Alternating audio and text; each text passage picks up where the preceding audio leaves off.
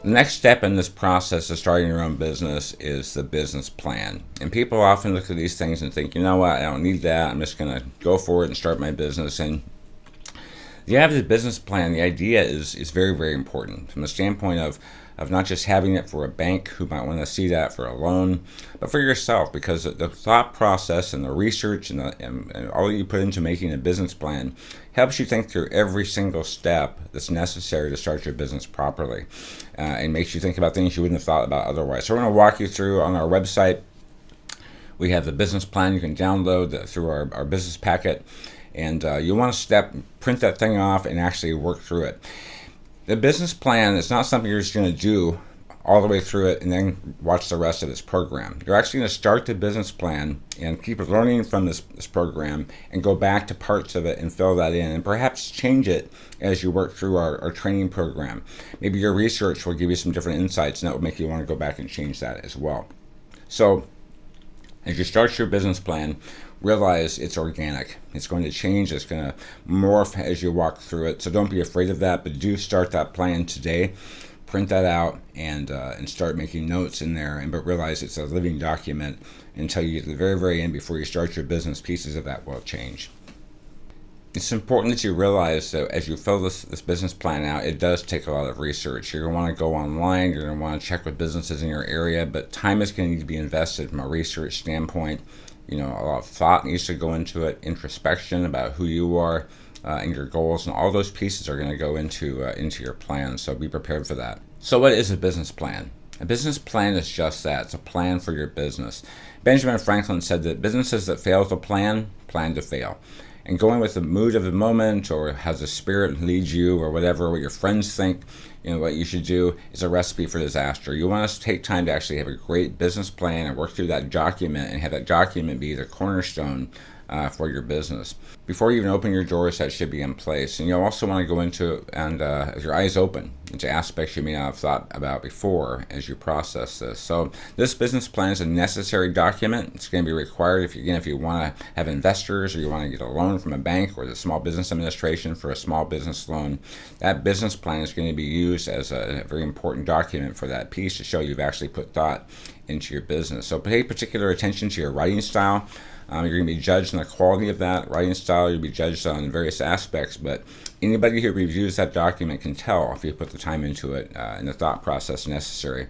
But have several people proof it for you. If it's going to be seen by, like I said, by a bank or by an investor or someone, please make sure it's proofed by several people. All of our work that we do, the books that I've written, have all been proofed by numerous people, and still we find mistakes later on. So please have numerous eyes on the document for you.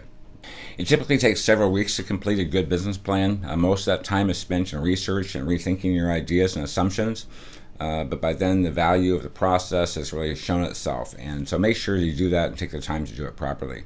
You never regret the effort, but you look back with regret if you don't take that time. So please keep detailed notes on your sources of information, and all those assumptions that you make there's a reason for them, and make notes about what you found and where you found it, what that information, where that came from. Work through the sections in any order you want. You don't have to start from beginning to end. As a matter of fact, the executive summary at the very, very beginning is actually what you're going to write last. After you've done all your research and after you've written the rest of your document, the summary is going to be written at the end, and it's the very, very first part of the business plan. But don't write that first. That's going to be a summary of what you found and how that's going to look as you put that together.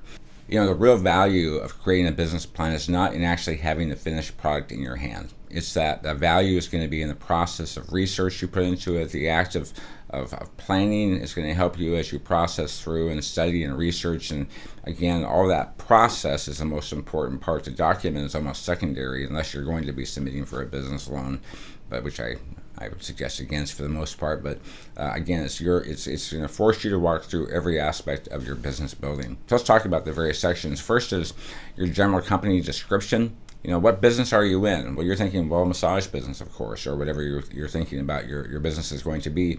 But be more specific. What business specifically are you in? What will you do? Is it going to be a relaxation center if it's massage? Is it going to be an injury treatment clinic? Is it a spa? Is it a sports medicine? Is it an interdisciplinary office with multiple therapists? But be specific about the actual business that you're in, not generically, but more specific with that.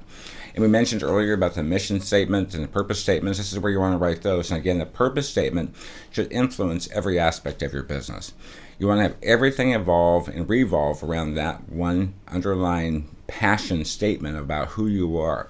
And maybe that example might be to help clients lead more productive lives. So whatever you have as your purpose statement, everything else is going to be built upon that. From your purpose statement, next is the mission statement. And while the purpose statement doesn't change, the mission statement is going to change from time to time, like I mentioned earlier, and it's going to be modified. But you want to actually have that be able to guide your business. So once you've written your mission statement, every decision you make, is it following that path, or am I veering off again just to do something different and some tangents and keep your attention away from what you should be spending your time on? But be specific. Maybe you're going to mention your sales volume, or you're going to mention a specific number of clients that you bring in, maybe a certain number of treatments throughout that year. And maybe it's going to be how many employees you have, or how much specifically that employee will make. So maybe a good example of a mission statement might be this. You might have at ABC Massage, we promote healing in a safe environment, giving exceptional quality massage services by qualified therapists to the greater North Seattle area. To fulfill our mission, we will have a team of 12 therapists, each with 5 years of experience, providing 18 to 24 massage treatments weekly. That's a very specific mission statement. So again, purpose is very short and very direct, and your mission statement will be very, very specific, and that can change. So in 5 years from now or 2 years from now, you might say, geez, we only want 6 therapists, or maybe it's just going to be 3, or whatever. The point is that's going to change, but it will give you a mission of, okay, how am I going to proceed from here? Next is your company goals and objectives. So goals and destinations, where you want your business to be. Your objectives are progress markers along the way to see if you've met your goals. For example, you might have a goal to be a healthy, successful company. It's a leader in your soft tissue field, with a loyal company following or customer following, and have your objectives might be annual sales volume or annual number of treatments. Or maybe it's going to be client satisfaction based on your feedback that you have from your clients. Next is going to be your business philosophy. What's important to you in your business. So whom will you market your services, and have a brief description of that. You want to describe your industry. They'll ask you in business plans, is it even a growth industry? Well, massage therapy very much is. Now, if you read the research about our field and who's getting massage, you're going to find out that actually the geriatric area is one of the fastest growing areas for rehabilitation from a standpoint of mobility. As baby boomers age, they're getting more and more massage. So if you want to specialize in a certain area of massage, you should be based on your research and if that area is growing or not. Describe the most important company strengths that you have and your core competencies. In massage therapist, so I can do anything. Well, that's not true. What area are you strongest in? Is it sports massage? Is it medical type massage? Is it relaxation? Is it energy work? What are you strongest in? And really do some introspection. And also ask people that you work on, what area of massage do you think I'm best at? You might think you're phenomenal, at relaxation, and nobody gets relaxed from your massage. So get some feedback from your clients on that and have their input as well. But again, you want to go through and you want to really write those pieces down and what background, experiences, skills are necessary to make the area you want to grow in. If you want to be known for sports massage, have you taken any training in sports massage? So make sure you have the core competencies educationally behind yourself as well. The next is going to be, this is pretty big, it's going to be the legal form of ownership.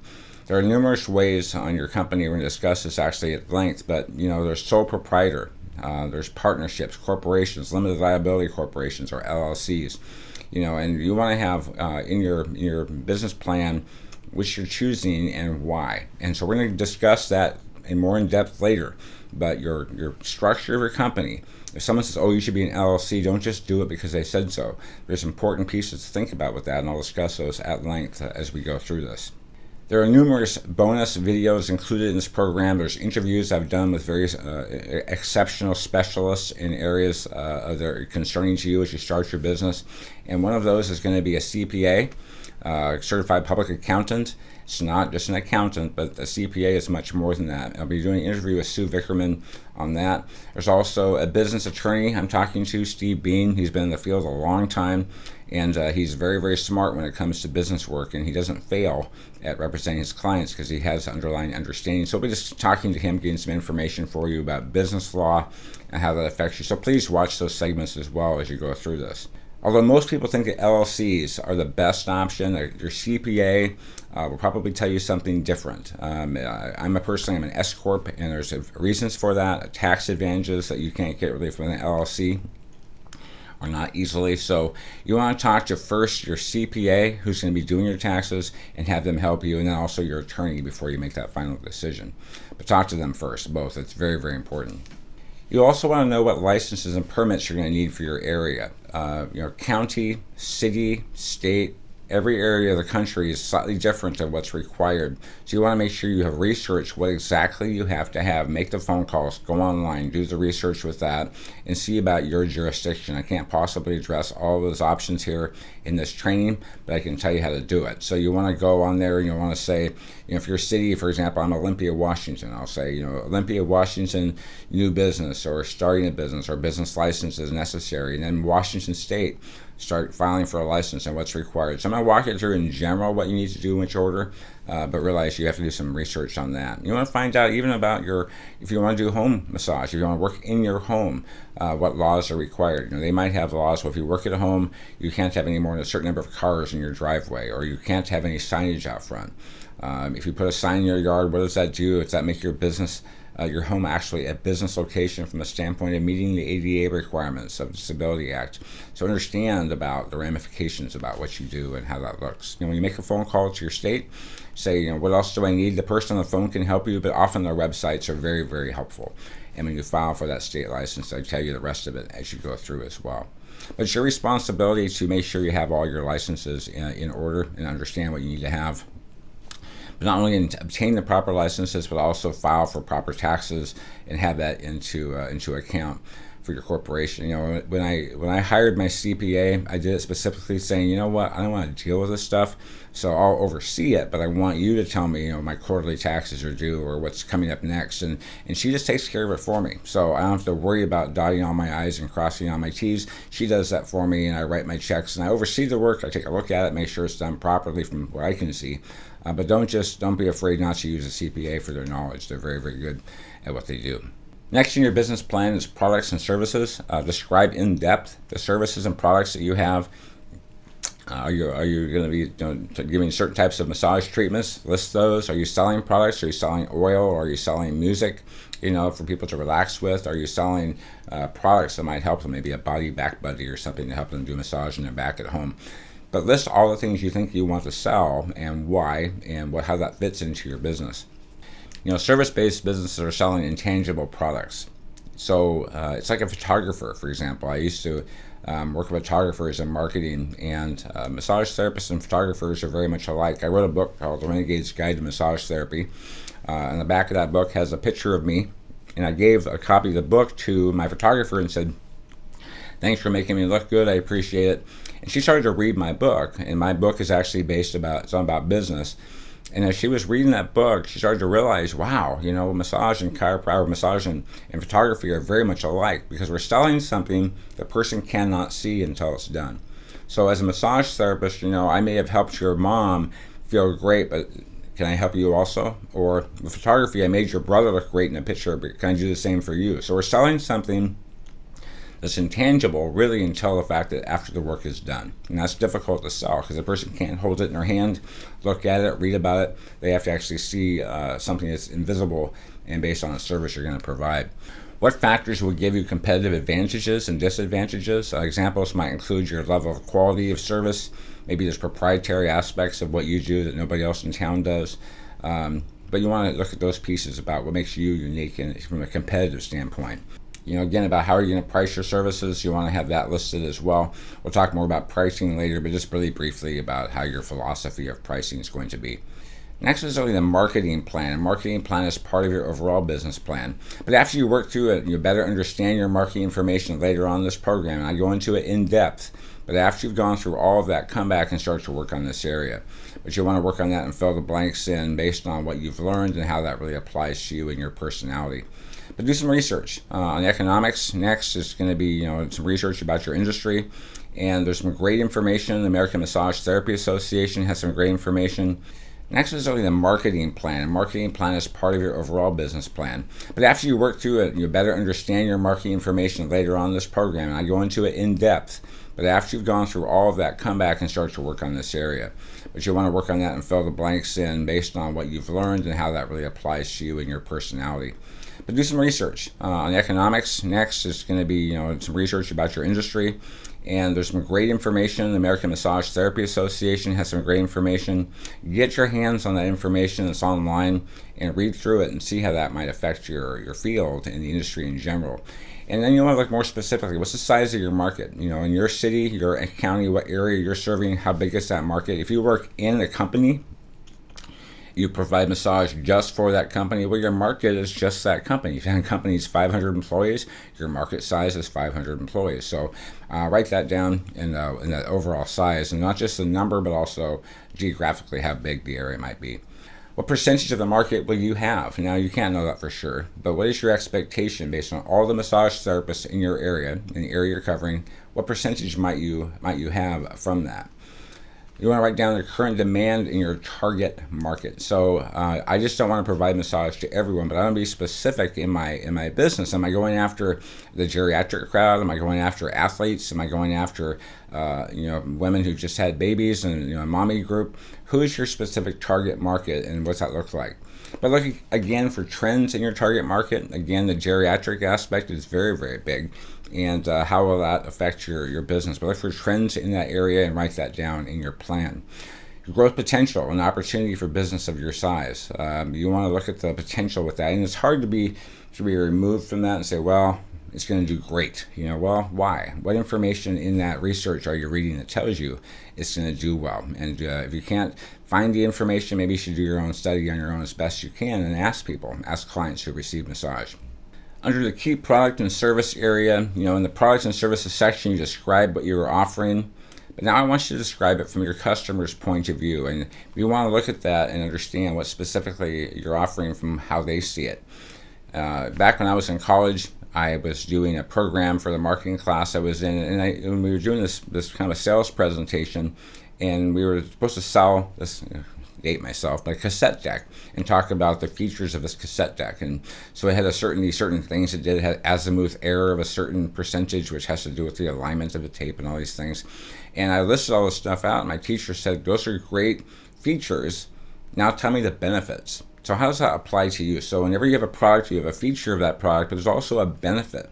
So I see a lot of massage therapists, for example, who in their advertising put, oh, I do Reiki, or I do Feldenkrais, or I do Rolfing, or I do Swedish, or sports massage, or medical massage, and I do all these things. Those are features. What your client wants to know is, what's the benefit?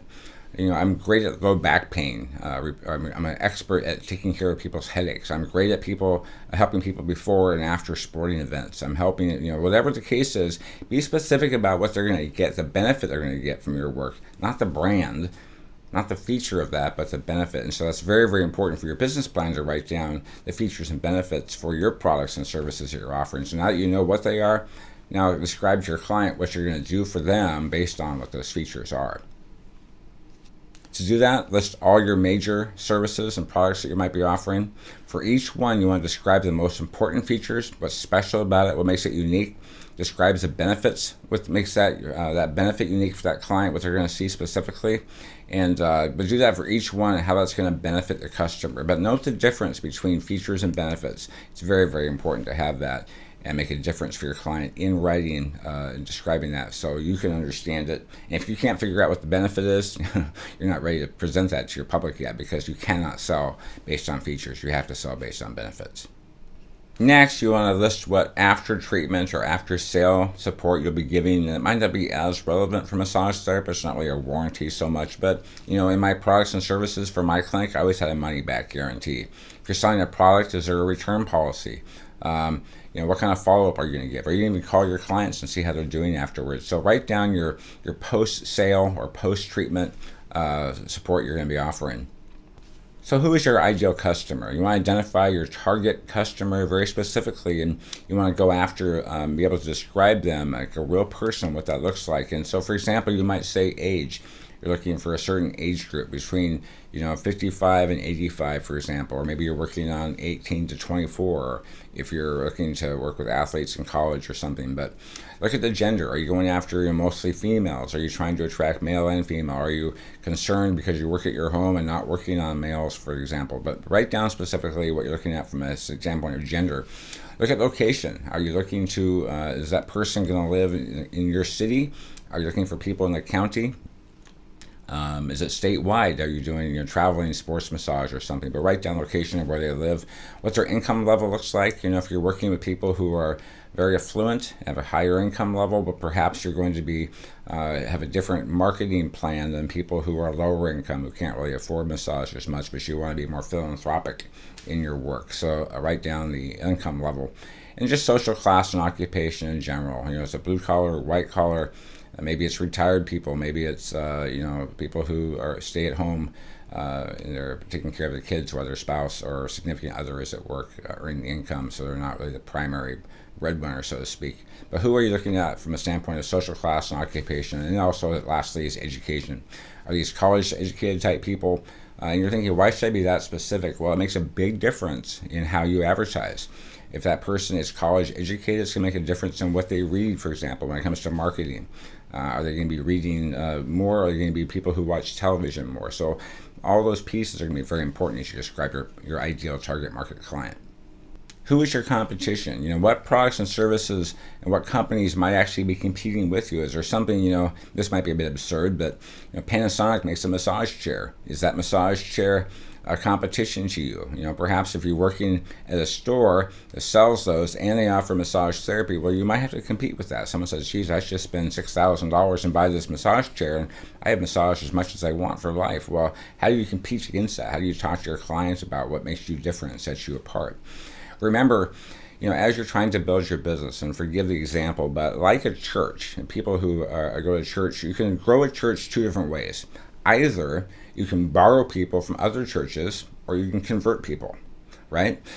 Massage therapy is exactly the same way. If I want to get more clients for my business, I can either steal them from other therapists, and I can have that person now see me instead of them, or I can also go out there and look at how do I expand my market? How do I expand people who are not receiving massage right now and educate them, make them better understood, make them better understand about our field of massage therapy and the benefits of that and how they should be able to use that to be healthier, and they'll start getting massage than they weren't before. So now the market size just grew by one.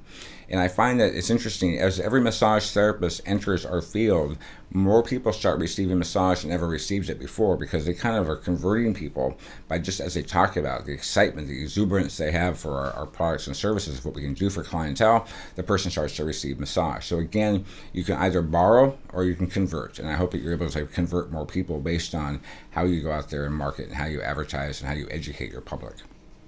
So with that, we need to list our competitors. Write down all the therapists in your area that you have that are going to be competing with you. Now, if you want to work on sports massage only, someone who does geriatric massage is not truly your competition. So write down people who are going to be competing with you in your product segment.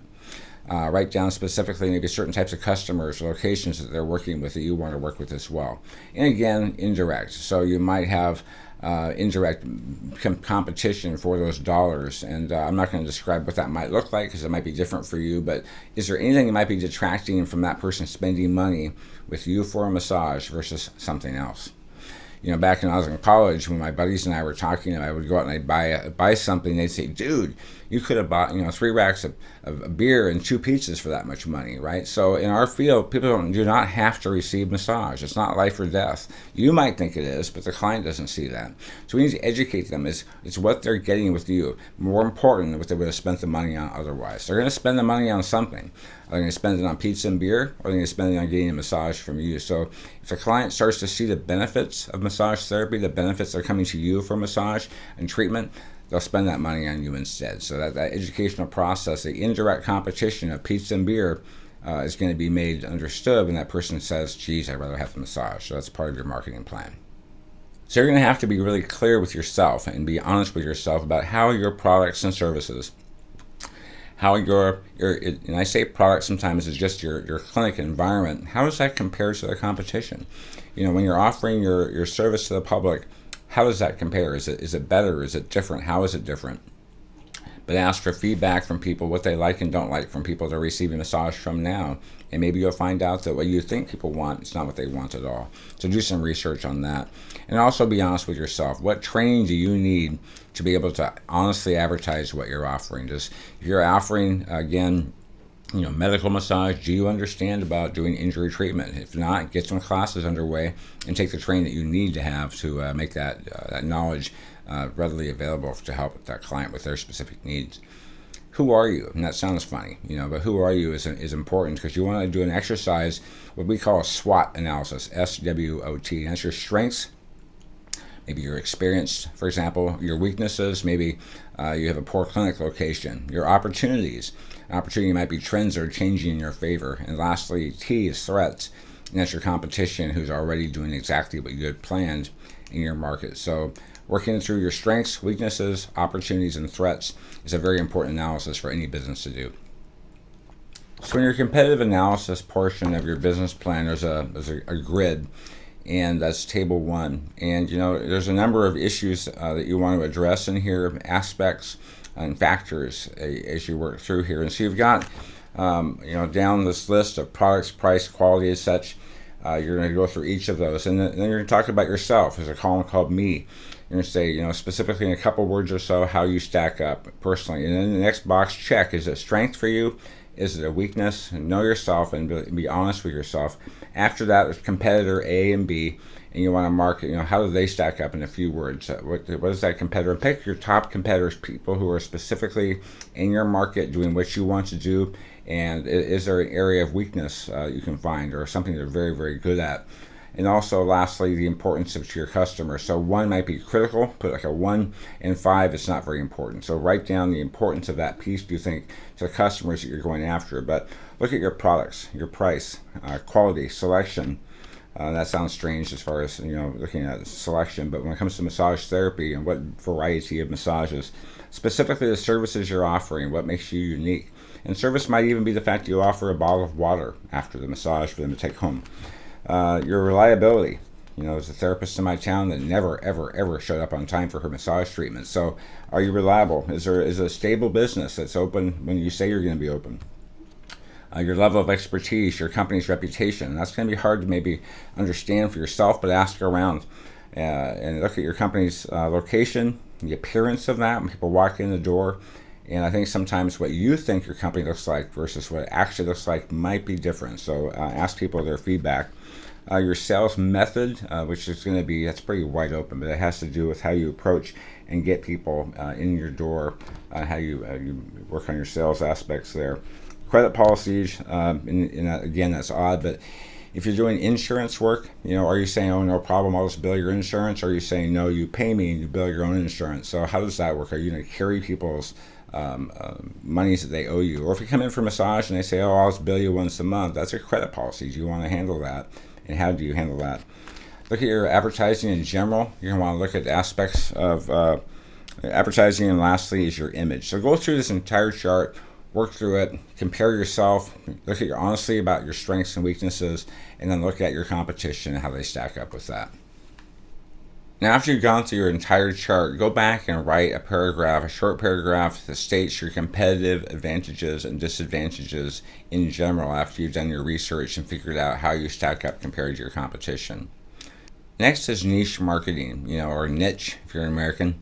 Niche marketing is important to understand. Massage therapists go into massage and it's like a restaurant putting up, food on the outside of the restaurant versus a Thai or, whatever the case is, or barbecue. They're very specific. Well, what are you as a massage therapist? You're not all things to all people. And if you say that you are, you'll probably have a difficult time making your clinic really be successful. You want to be a niche marketer, and it's important to understand that nobody is like you, first of all. There's no one just like you.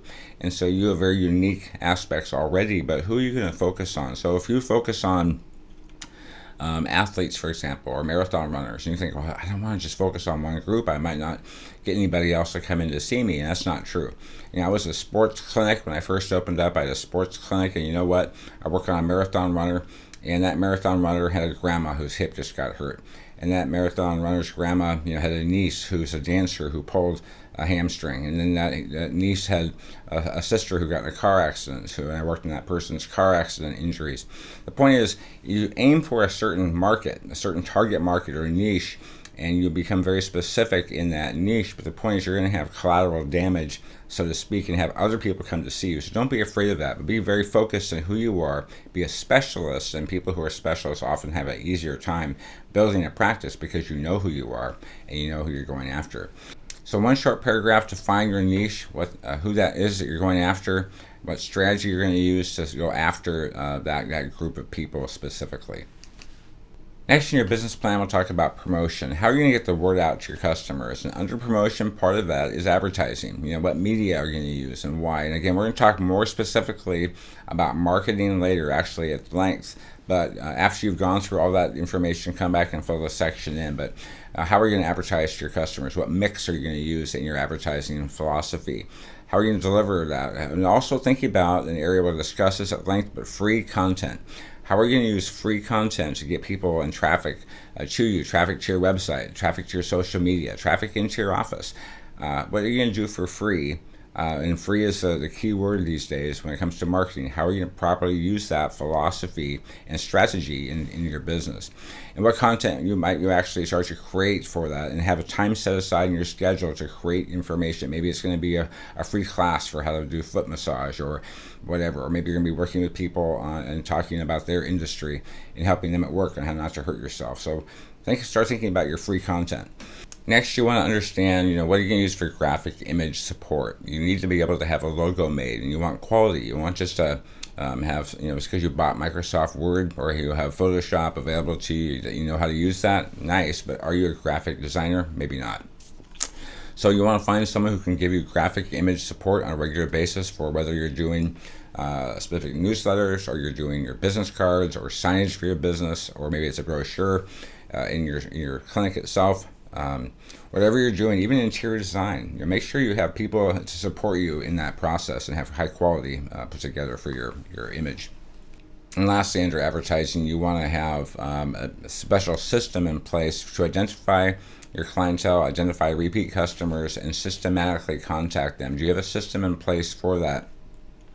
There's software you can use for that kind of thing. So research that and find out, is there a system you can have in place, not just to find people, but to get your current clientele to work with you? Because the best client you can have is a repeat customer. They know you, they want to spend money with you, they've done business before, versus trying to spend lots of money to find a new client. Work with those that you currently have. Next is promotional budget. How much do you want to spend on all of those pieces in your advertising? Do you have a budget for that? Sometimes before startup, that number will grow and grow, or maybe you want to spend lots of money up front to get the ball rolling, but either way, have a budget for that, and that will make a difference for you. And also an ongoing budget. That's part of your operating budget later on, but you want to set aside money, whether it's replacement of business cards, whether it's flyers, whether it's high quality gift certificates, which we'll talk about from your free campaign, but you want to have a good budget set aside to support yourself. Again, know your competition, but also, more importantly, know your customer. What are their needs? What are their desires? What problems do they consistently have? If you're working with an aged population, is it hip issues, or is it are there back problems? Is it because they sit and watch TV all day and have a less active lifestyle? So find out what their consistent needs might be, and then how you might want to solve those or go about solving those problems for them. You might even want to think about, people who have office issues. You're not going to be an occupational therapist per se, but you can educate people in the area of how their desk works, or how they sit at their desk, or what issues those have and how that affects their body. They used to have a term called BlackBerry thumb. People who are using their thumbs for their phones and they're having issues with that. Or maybe you have a campaign working with people for on-the-job injuries, how to prevent them, how to care for them. Under your target market, again, you want to write down your characteristics, demographics, age, occupation, income, and such, but also more about their habits. What lifestyles do they have? Or do they often take yoga classes? does, or what values and beliefs do they have. Look at their activities. Do they vacation a lot? What sports do they typically get themselves involved in? And again, on geography aspects, be more specific about where they live, where they work. Do they commute long distances? Typically, your type of clientele you're going after. But the closer your marketing message is to the wants and desires of your market, the higher your response rate is going to be. So if what you're offering is what they need, they're going to call you. So you want to make sure that you really have those two match up. Next is positioning. All the following needs to come across in your marketing. You want to make sure that your clinic has an identity. It's very specific. People hear about their clinic and they think of that name and oh yeah, they're the folks that offer whatever that case might be. So be known for something, but know what business you're actually in. You're not in the business of massage. You're in the business of fixing backs or whatever the case might be for yourself. But aim at your strengths and aim at your competitors' weaknesses in your advertising. So if you're the only person in town doing what you do, make sure you market that properly. On price, how much do you want to charge for your services? And we'll talk more about pricing in depth later, but the question comes down to how do you charge, how are you setting your prices, and just put that in your business plan, and how those prices compare with the competition. I don't think pricing is that important when it comes to quality work. People will pay what they have to get your work if they believe in what you're offering. So don't get caught up in this piece. Just write it down for your business plan and how important price is that you think from your standpoint, from a competitive standpoint. Put that in your plan as well. But we'll talk more on price in a bit. But lastly, take time to work through the break-even analysis worksheet. It's very, very important to work through the break-even analysis piece, and we'll cover that in a bit. But that piece is going to help you on your pricing plan. Location. My suggestion is to pick one location. The idea of saying, well, I'm going to put myself in 4 different places and see what works out best. And the truth is, that's not the best way to do it. I divided myself up over numerous locations in the past, and that actually caused more problems. It causes client confusion. They make an appointment, they think you're at one spot, and actually you're at a different spot that day, and they go to the wrong place, and now they don't get the massage, and you don't get the income. So picking one place to market, one place to put your efforts into is very, very important, and going to help your business out. So obviously, some people have to have more than one location. They only have 2 days available at a certain clinic and have to have a secondary one. But if you're working for yourself, my suggestion is to have one spot and stick to it. Put all your efforts into marketing that one location. And from a standpoint of this plan, you may not have a location picked out yet, or precisely you have an idea of what you'd like to do. Maybe it's going to be your home. Starting from home is fine. There's some upsides to it. There's some downsides to it. But you'll want to put that in specifically later in your operational plan. But think about where you want to put your location and why that is and how that might affect your business. While picking your location, however, do think about what your clients want. Is location important to them? How far are they willing to drive? I did a study once on how far people were to travel for my seminars, what was convenient for them, how many miles would be a good amount of miles. And so my research showed me exactly how far most wanted to travel. So if I advertised from 200 miles away, probably be a waste of my time to advertise that far out. So find out from people. And plus, I don't want someone coming to me for back pain and driving an hour and a half to come see me. So that's too far from specializing in back pain, for example. So again, look at your location, find out how that affects your client base that you're going after. When customers come to your place of business, ask yourself some questions. Are you going to have convenient parking? That's one of the biggest frustrations right now from the business owners in our area. Is the city is trying to put more planter boxes in and more green and more bushes and shrubs and less parking spaces. And so businesses are fighting over, less space is mine. So make sure that in your location you're looking for, you have plenty of parking available for your clientele to come. If you're working at home, and you're probably only need to have 2 spaces, one for your current client and one who's going to be showing up, for the next massage. So look at your parking availability and looking at the interior spaces. Is it out of the way, or do they have to walk a long distance to your clinic door from the point where they park their car? But be aware of that. Is the image of your location consistent with your marketing image? You might have a phenomenal location. You get a great deal on it, and it's super low in price, and it's awesome, but it's next door to a porn store. Well, it's not a very good location. So is the image of where you want to put your clinic consistent with the image that you want for your clinic? So the image is definitely can be affected by location, and location can create an image as well. So if you're I had my office once with a bunch of surgeons and doctors in that same clinic. Well, it definitely had an impact on my business because people perceived I probably was in a medical-based massage therapy clinic versus being in a sporting goods store or a sport club. Very, very different. Now ask yourself, where is my competition located? If all of your competition is in a certain building or a certain area or a certain part of town, sometimes having your clinic right with them can be a benefit. In our area we have what's called an auto mall, and you have all the car dealerships in one spot. And you're thinking, why would they do that? Why would they want to be right next to their competition? Well, they really realized years later people are going to buy a car. Whether they buy it from Ford or Chevy is really irrelevant, but the point is they're going to buy a car, and if your dealership is close to other dealerships, they're going to eventually buy a car from somebody. So when you're coming into the idea of massage therapy, if you're amongst other massage therapists and someone's getting a massage from somebody near you and they see your office and they stop in and pick up a brochure, they might also get a massage from you. So sometimes there is strength in community in massage clinics. So be thinking of, if I'm by myself completely and the rest of the therapists are in one area and I'm completely outside of that, is that a pro or is that a con? Well, maybe it's a pro because people want to be where you're at versus where the rest of the therapists are at. But that research is very, very important. Location is important and will affect your overall success of your business if you look into it and apply that correctly.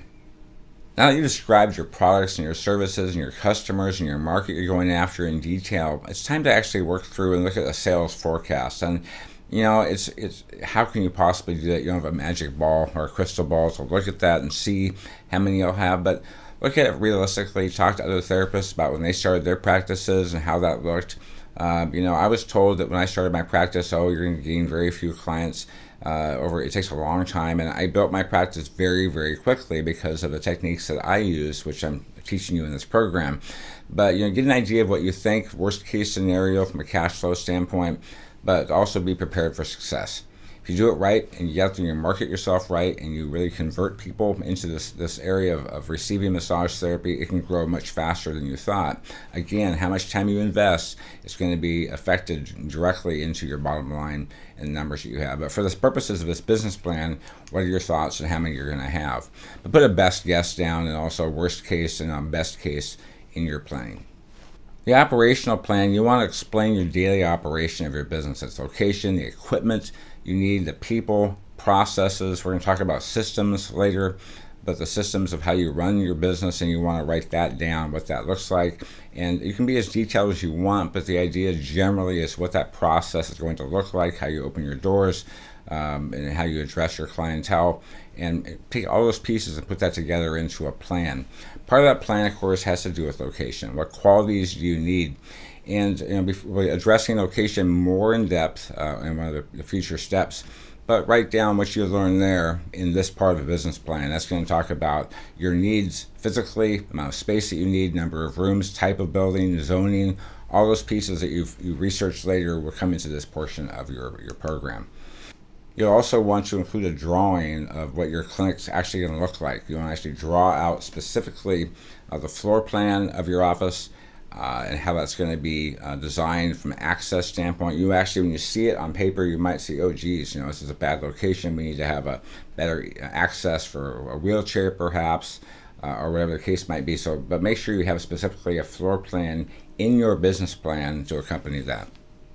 In the operations plan, you're going to have costs, the estimate of your occupation, your rent, for example, but also maintenance, having your toilets cleaned, utilities in general, insurances, and we'll discuss all of that when it comes to your budgeting, but you want to write down in here what your operational costs are going to be. There's something called initial remodeling or a build out when you have your offices built. Maybe a new wall is going to be put up or painting, those kinds of things. How are you going to pay for that? Is it going to be paid for over time? Are you getting a loan for that? But be specific. Talk about your business hours. The legal environment is going to be important to mention as well, which includes your licensing, any bonding requirements you have, permits. You want to talk to the health departments or something specifically you have to have in your business that they require. But any special regulations for yours. I know some cities are kind of backwards in their requirements, and the cities are requiring tattoo parlors and those kinds of things, that massage therapy are in the same spot. Well, that's not right. We are medical providers, and so don't be afraid to challenge that. Maybe they require you to be fingerprinted, so again, challenge what's being done in cities. Just because it's always been done a certain way doesn't mean you can't challenge that. We'll cover insurance later, but you'll want to put down in this section of your business plan insurance requirements and personnel. You'll talk about your personnel. I know you have no employees yet, and you may not have any employees for the first year. When I first opened my very first massage clinic, I was just licensed as a therapist. In 6 months' time, I had 2 employees. So don't think, well, I'm too new for that. But employees can actually help build your bottom line and give you some real benefit in your practice as well, from a safety standpoint, synergistic aspect, a training aspect. There's a lot of pros to having employees. So don't say no, but be open to that idea and list what your thoughts are about the future in this section. And if you do have employees, how many? You might have 0 at first in 6 months. What's your plan? 1 year, 2 years, 5 years? But list that in your plan, in your philosophy of personnel and employees. What type of labor? Do you want them skilled, unskilled? I got a great deal on a receptionist years ago, and she had no experience, and she was dyslexic. I got a great deal, but all my filing was done incorrectly.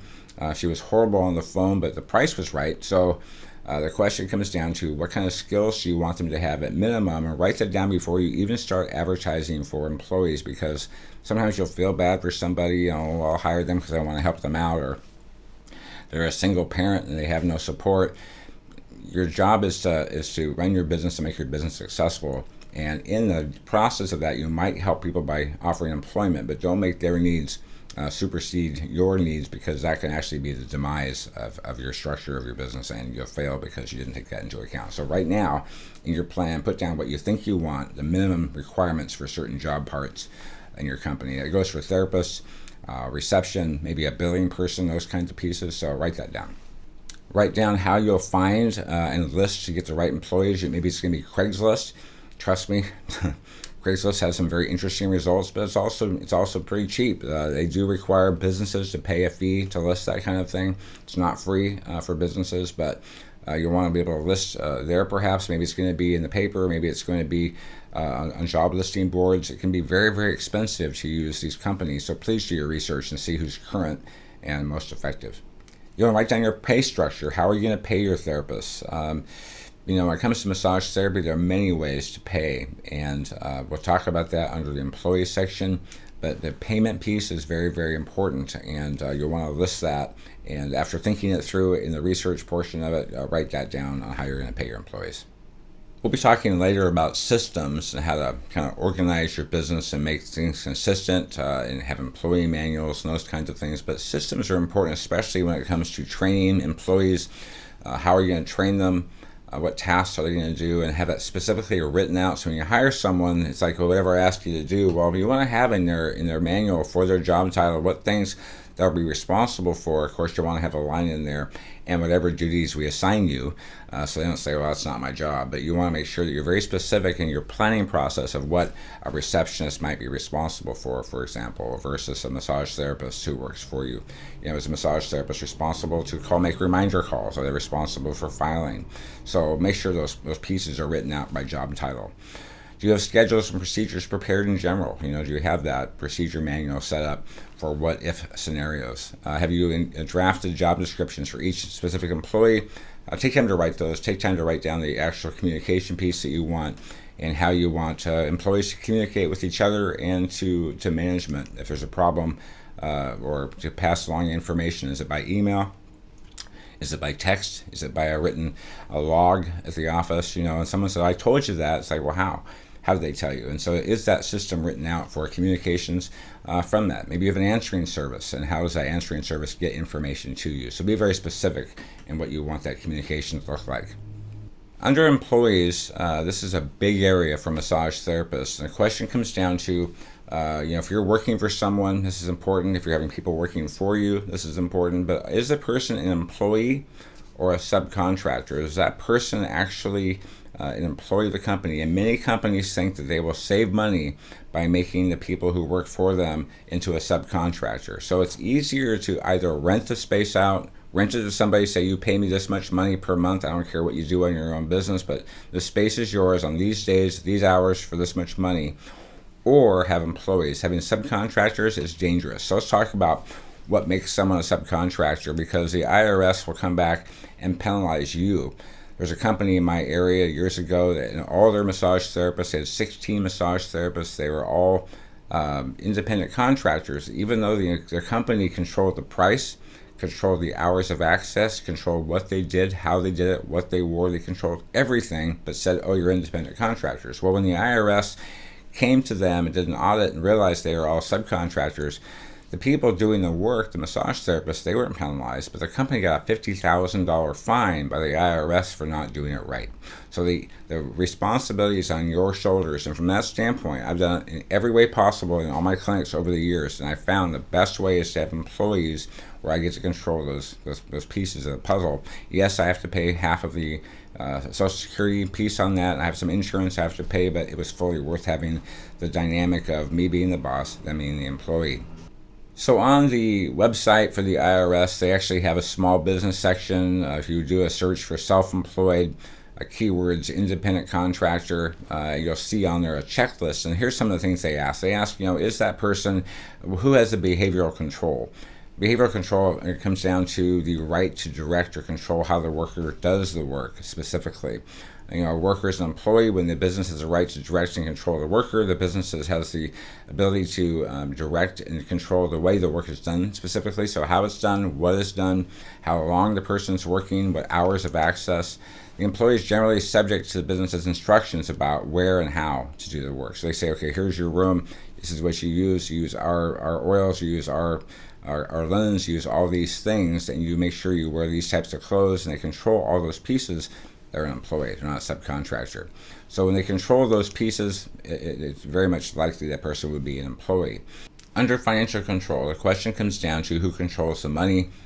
Is the money received by the company, ABC Massage, and that money is transferred later to the employee or subcontractor? Well, if the company is receiving all the checks and writes one check a week or whatever to the subcontractor, that's really more of an employee. So if they're employee themselves, it makes sense, but if you're a subcontractor, the check should be written to you, right? Not the company. So that piece can help determine whether the person is a subcontractor versus an employee. And also investment. Who paid for the room? Was the table and the linens and the art, was it all paid for by the company, ABC Massage? Or did you as a therapist, when you're working there, did you pay to outfit that room? So when you have employees working for you, and you say, I'll make them subcontractors, who's paying for the upfront cost of that? Because if you're paying for all of that and you want to get away with not paying taxes by making them a subcontractor, you're going to have problems by proving that to the IRS, because that employee or independent contractor had no investment whatsoever for that. And also, is there opportunity for profit or loss? So when you have somebody who's a subcontractor and they only make money when they're doing massage and there's no opportunity for loss, that's an employee. If that person has an opportunity to lose money by working there because something, they had expenses and there was no income to support and they have a loss, well, they're independent. But otherwise, if there's no opportunity for loss, if they just get paid guaranteed for their work there, that is an employee. So please be careful and guard yourself by how you work with your people who are working at your clinic if you hire anybody. Also, if you have a contract with the person who's working for you, or it depends if you're working for somebody else, but you have a contract and that contract says you're an independent contractor, it's irrelevant. That contract means nothing. The action that takes place, what actually takes place is what the IRS looks at, not the contract. So again, whoever has financial control, whoever has the financial potential for loss, that is the company who owns the massage clinic. That's their responsibility. Who's ever working for them, subcontractors can lose money. Employees cannot. So again, look at the actual, what happens in the contract versus what's written are often two different things. Another aspect has to do with employee benefits. Employee benefits include things like insurance and pension and vacation and sick days. If those kinds of things are offered, that person is an employee, not a subcontractor. Permanency of relationship. If you hire a worker with the expectation the relationship will continue indefinitely rather than a very specific project or period, again, that's more of an employee versus someone who said, okay, we're going to use you for this period of time and it's going to end at this point. That's going to be more of a subcontractor. So look at that piece as well. Services provided is a key activity of business. If the worker is providing services that are a key aspect of the business, and it's more likely the business has the right to direct and control the activities, then it is more likely it's an employer-employee relationship. So write those things down. Realize that, do your research on that, but be careful of subcontractors. In your business plan, I'm telling you this for the future as well, but be very, very careful that you're not having someone come in, act like an employee, but pay them as a subcontractor, because the onus, the legality comes down on your shoulders, not the employee, and you'll be paying the fines, paying back taxes, as well as double the taxes as a penalty plus interest. So please be careful. Next in your business plan is your financial plan. The financial plan is really a 12-month profit and loss projection, or maybe you'll have a 4-year profit and loss projection, a cash flow, how you expect that to take place. And obviously it hasn't happened yet, but you have a plan of what you think that's going to look like. So have a projection based on how many massages a week you're going to have, how much income you're going to have based on what you charge. And later on, when you fill out your break-even analysis, you're going to see how changing the price of massage or changing the price of your overhead affects overall profit, but it also affects how many massages you have to do to break even. And you might find just by making one small change, you can do twice as many massages and make the same amount of money than if you had just raised your price a bit. So that break-even analysis will help you in this section on your profit and loss. But profit and loss is basically based on your amount of income you have coming in versus your expenses over a certain period of time. Your monthly rent, that's going to be consistent. So you'll be able to go through that and figure out what your profit and losses are.